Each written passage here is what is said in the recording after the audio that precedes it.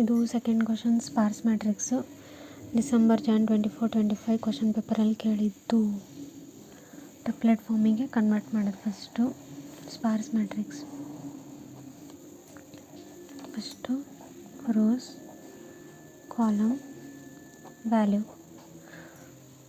Rose ಎಷ್ಟು 1 2 3 4 4 rows, 1 2 3 4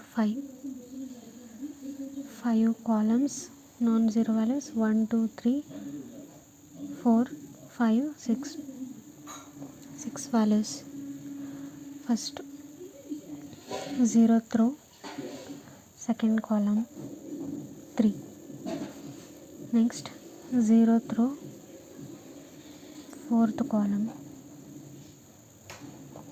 4 value.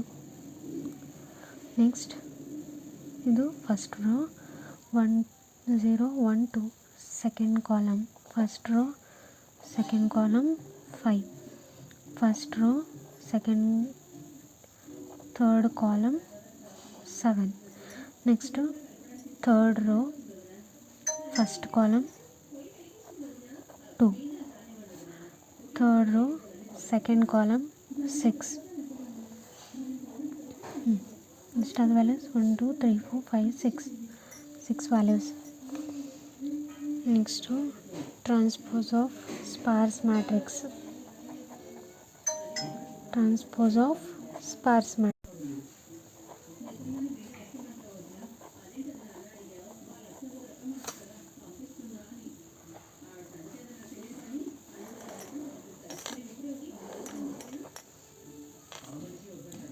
Rho, column, values of sparse ಮ್ಯಾಟ್ರಿಕ್ಸಿಗೆ convert ಮಾಡೋದು ಫಸ್ಟ್ ಡಿವೈಡ್ ಸ್ವ್ಯಾಪ್ ಮಾಡಬೇಕು. 5 4 6. ಫಸ್ಟ್ 0 ಆಯಿತಾ, 0 ಇಲ್ಲ. ನೆಕ್ಸ್ಟ್ 1 ಇದೆನಾ, ಎಸ್ 1. ಇದೆರಡನ್ನು ಸ್ವ್ಯಾಪ್ ಮಾಡಿ ಬರೀಬೇಕು. ಫಸ್ಟ್ 1 3 2 ವ್ಯಾಲ್ಯೂ 1 ಆಯಿತು. Next 2 0 2 0 3 value. Next 2 1 5 value. Next 2 ಇದೆನಾ, ಎಸ್ 2 3 6 2 ಆಯಿತಾ. ನೆಕ್ಸ್ಟ್ 3 1 ವ್ಯಾಲ್ಯೂ 7 3 ಆಯಿತು. Next 4 0 value 4. ಇದಿಷ್ಟು ಇದೆ ಟ್ರಾನ್ಸ್ಪೋಸ್ ಆಫ್ ಸ್ಪಾರ್ಸ್ ಮ್ಯಾಟ್ರಿಕ್ಸ್.